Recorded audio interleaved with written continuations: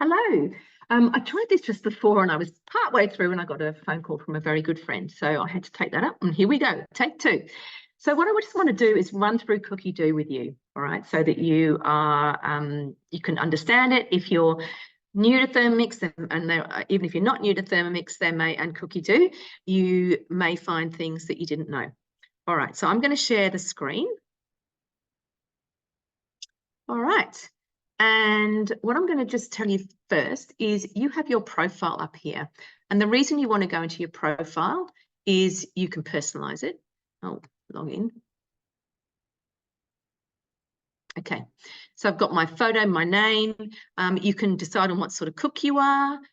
If you've got any of these accessories, tick them. If you don't have them, untick them. All right, and we can talk about accessories in another one of these. And your filter preferences. So your filter preferences, you can select the model of your Thermomix, the language. If you speak two languages, absolutely put those in. You don't have to select a country. I just do it because I can then look at collections more easily rather than having a collection that's got, you know, Russian or Polish or German or French all mixed in the same collection. So I like mine to be just clean that way, if you like. All right, but what you do is just update your filter. You go in here, you select your version of Thermomix, you select your language, and then you select your country. Or if you don't want to do that, just select your language and don't tick any of those. Okay, that's that in a nutshell. Just going back to my account, view profile, hang on. Oh, no, it's not what I want. I want to go here. I want to go account. This is where you renew your membership. So you can't do it on your app. So I should say that the app is slightly different to this, but I'll explain that a bit more in a minute. But you need to come into the website and log in with the same details to upgrade, to resubscribe. Okay, let's go to explore. Now, when you're in, so I'm obviously on the computer here, all right? If I was on the app on my phone or on my iPad, I would have explore, I would have a little search thing, you know, like a little magnifying glass there, my recipes, my week and shopping list, and all of those things would be down here at the bottom. So it's a little bit different on here. So you can scroll down here and this will show you the new recipes that are on Cookidoo. I'm quite excited by this. You can do gluten-free muffins for anybody who's gluten-free and, sorry, donuts, anyone who's gluten-free and never thought they could have a donut again. They've got, you know, some favorites here, lighter dishes. You can go through here. You can look at different juices, smoothies, salads, etc., etc. All right, so there's a whole lot of little rabbit holes you can go down here. You can also go in here and go, these are recipes that we thought you might like. Oh, they're in twice. So there's some, you know, some great recipes there, and they're pretty good for what I would like. There are themes, and again here, best recommendations for Cookidoo, the light dishes again, and there are other little things so you can read more. Cook like a French chef. Oh, there we go. Simplicity is the key. Saying it with chocolate, tips for importing recipes, etc. All right, so I'm going to go back to the start here. Oh, here we are, let's explore. So let's say with summer in Melbourne, although you'd have to wonder about that, let's put salad in here. Now I can look at recipes for salads like this. This is all recipes I have. These are my filters, the United Kingdom, United States, Australia, English TM6. I've got 1,001 results, okay? If I take out all those, then I've now got 1,133 results in English for a TM6. All right, I'm going to actually go back in. Oh, it doesn't really matter. We'll reset them later. Okay, so I can look at them here. I can also go into collections. All right, so that shows me there's various salad dressings. This shows you exactly. Salade en plat unique. So that's obviously French. So there will be some, and these are different salad in different countries. Now, just so you do know, you might go into this and you might go, a Breton salad looks nice. Oh, salad, Breton salad. It's automatically translated for me. Now, what you can do though, interesting. Nice. So what I might do, I might say, oh, I want to remember that salad. I'm going to add that to my week. I might want to make it tomorrow. Okay. I might want to add it to my shopping list. And I might want to add it to a collection. So add it to a collection here. Come down here. I've got salads somewhere down here. Where are you, salads? Down there. Okay. Now, this, as I said, this may have been translated. I think it did, but it was really quick. If you then wanted to cook this on the screen of your Thermomix, what you need to do is get Google Translate up on your phone, and then you would put down that you want it translated from French to English, and you can hold it in front of the screen and you can cook a French recipe from the screen of your Thermomix, which is pretty cool. All right, so that was in that salad one. See, it's translated everything for me on here. So there's a whole lot of different things. Cool. All right. So going back though, so I said we can look by collections or we can look by recipes. I've shown you what to do. So you have a little look through here, and all I would do, this is a sensational recipe. What I would do is I was going to, wherever there's 3 dots, you can add it. So you can do something from there. So you can bookmark. I don't recommend that, apart from a couple of things that you really use a lot. You can add it to a collection, like I added this salad to that salad to the salad collection. I can add it to my week. I can add it to my shopping list. I can add it to created recipes. Now, created recipes are recipes that you make changes to. So if I add it to created recipes here, it's in my created recipes. It's ready to go. Let's have a look at this. Interesting. I'm going to just edit. I just want to look at, see what it's got here. Yeah, so you still have to do some things. So it says capsicum, but basically, oh, here it is, ingredients. It's got the 1 capsicum in there. All good, don't need to edit that. Awesome, but you might want to add something to it. So I don't know, if you wanted to add another ingredient, you'd add it here and you go done.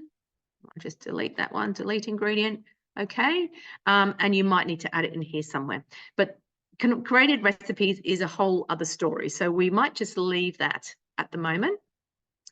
But that is another option you can do from here. Whenever you get a recipe, you can add it via those 3 dots to any of those things. You can also click on here and go add, and you get all those other options there. It's worth looking at a recipe. Some of these will scale as well. This, to scale it, you would need to add it to your created recipes. Some recipes will give you an option when you click on there for 2, 4, 6 people, whatever it is. Okay, so it's telling us this recipe is easy, 15 minutes prep time, 40 minutes altogether, serves 8. It's a really nice recipe. It shows you the ingredients, it shows you the method here. And don't be put off by the number of ingredients. So when you're cooking with a Thermomix, you're cooking from scratch. So that means that you are giving your body the best nutrition it can have, depending on your choice of recipe, of course. But cooking from scratch is much better than, you know, something ready-made from the supermarket, which has additives and preservatives or anti-caking agent in it. So just be aware of that. Down the bottom here, it will give you the nutritional content of the recipe. All right, so your calories, your protein, your carbs, your fats. So if you're doing a low carb, healthy fat diet, you can have a look at all that here. All right, and it also gives you options. So instead of grilling your corn in this one, it's saying steam it in the Varoma. You can do that the day before. It's not a problem at all. Okay, so let us go back out of there. Okay, so that was just searching. What I could do, I'm going to get out of there. I'm just going to quickly show you filters. So with the filters, I've got to add those. You can filter by a whole lot of different things. So this is the type of food that the category.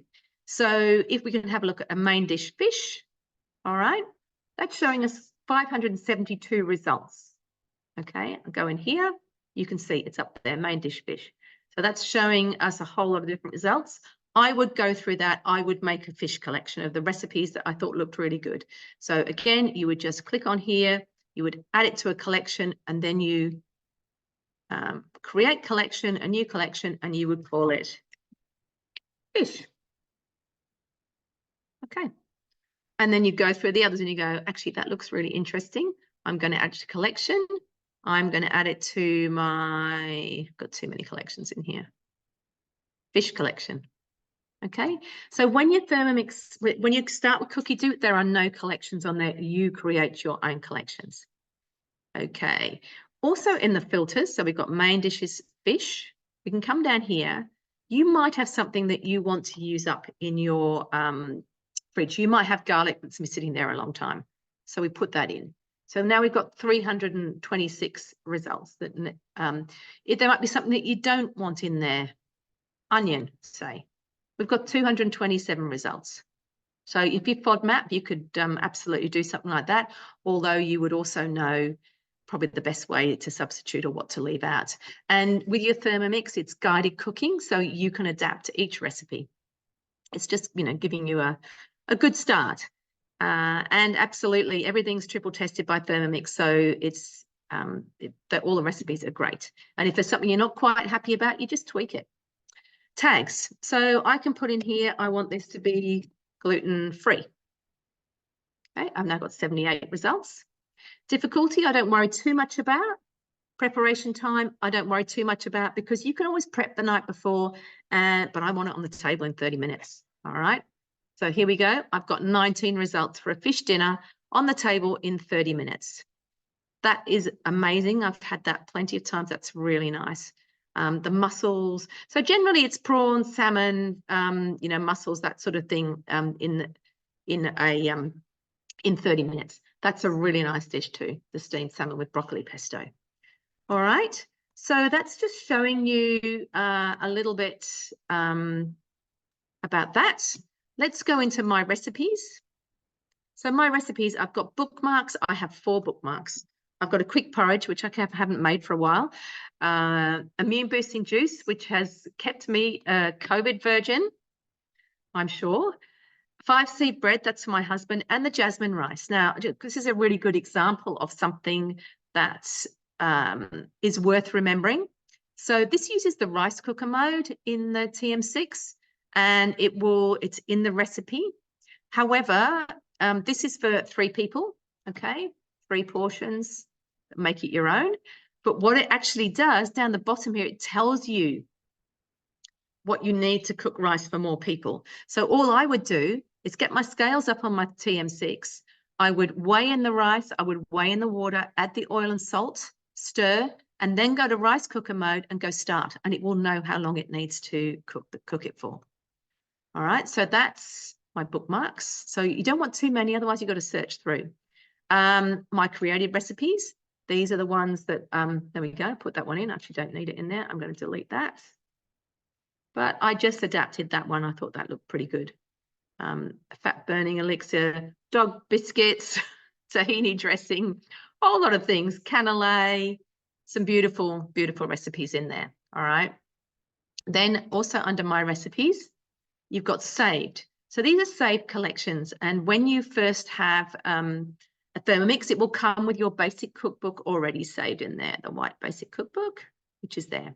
So I've also got some other recipes in there. Go green, feel good, different salad dressings, some high heat basics, less waste, more food. So all the sustainability thing in there, which I love.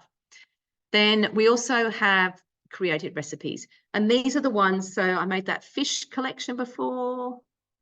F seems such a long way down. There it is.